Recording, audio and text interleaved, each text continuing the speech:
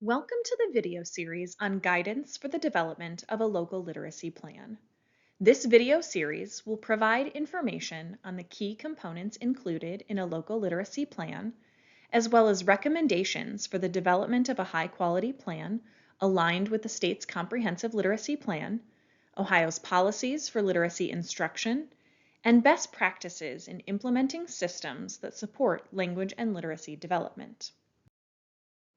This second video in the series will provide guidance on the development of Section 1 of a local literacy plan. Section 1 focuses on the leadership team, as well as the process and plan for monitoring implementation. First, we will discuss the purpose and components of Section 1 of a local literacy plan. Next, we will explore how a leadership team can support the creation and implementation of a local literacy plan. First, let's focus on Section 1, Part A, Leadership Team Development. A strong leadership team is essential for guiding your literacy plan. We know that effective leaders foster a shared vision and collective responsibility for literacy outcomes, inspire sustained efforts even in the face of challenges, and empower others to take ownership of the plan, ensuring stability and progress. First, let's review the required components.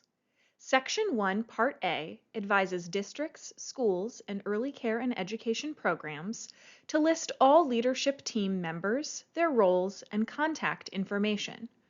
Early care and education programs should include team members from the district or districts that children in your program feed into for kindergarten through grade 12.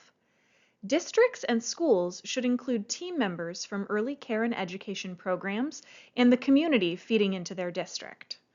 Overall, team membership should align with the data needs specified in Section 3 of the plan. Use the chart in the local literacy plan template to organize this information with rows added as necessary. The organization's leadership team develops a local literacy plan.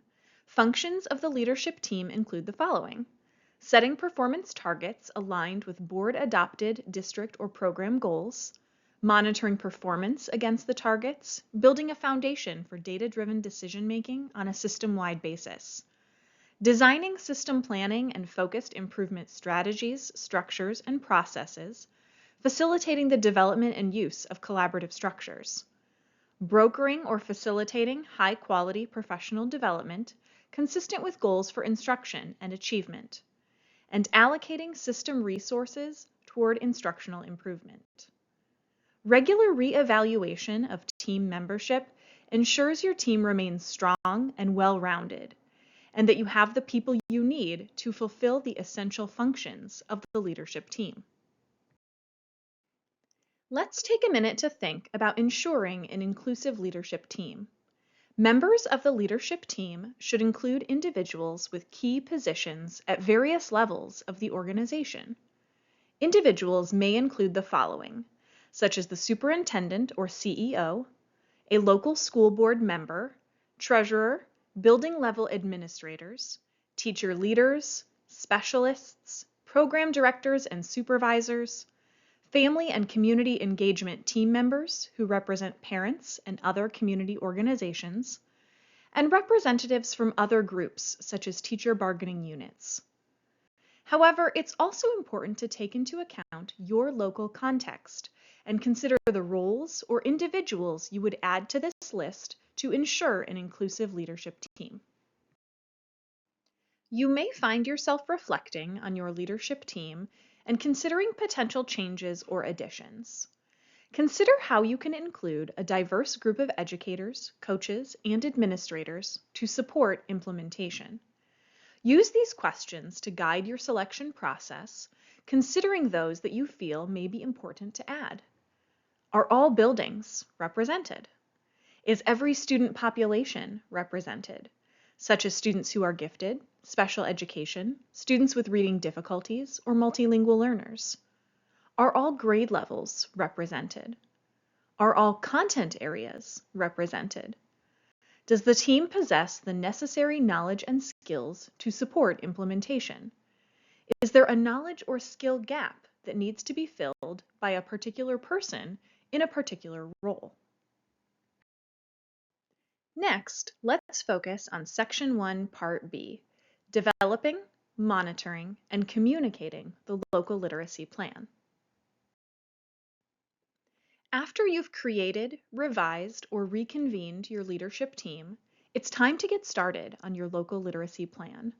Section 1, Part B is all about developing, monitoring, and communicating your plan.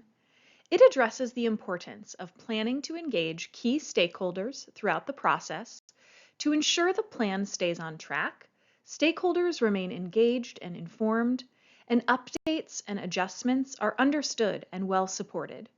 Remember these key deliverables as you work. Communicate, monitor, and adjust. Section 1, Part B takes those key deliverables and goes into detail around the processes and procedures you used or will use to develop, monitor, and disseminate your local literacy plan. You may want to utilize this section to share how the leadership team collaborated with community members, specifically how entities serving school-aged learners collaborated with early care and education programs, and vice versa, to align the literacy efforts in the community from birth through grade 12. Supporting the entire birth through grade 12 continuum is necessary to create a cohesive system. Collaborative problem solving is a structured decision-making process for using data to answer questions about systems and students. Multiple teams work in parallel at the district, building, grade, and student levels. In essence, this means educators examine both aggregated and disaggregated student data to inform decisions at the district, building, and grade levels, while concurrently analyzing individual student data to inform decisions at the student level. Using this information alongside internal teaming structures can help put your local literacy plan into action. Consider how these teams and their roles and responsibilities relate to how the plan is developed, how it will be monitored, and how it will be shared. After you've set your local literacy plan in place, it's time to think about monitoring. A wide variety of data sources may already be at your disposal for use at the student level.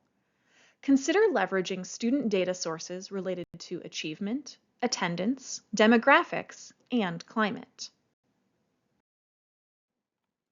Another important consideration for the local literacy plan is not only monitoring student progress within the system, but the adult actions and resources as well. Human capital considerations, shown here, should be monitored and adjusted to ensure system success and to help meet your plan's goals. In the next video in our series, we will unpack Section 2 of the Local Literacy Plan. Before moving on to the next video, consider meeting with your team and beginning to work on Section 1.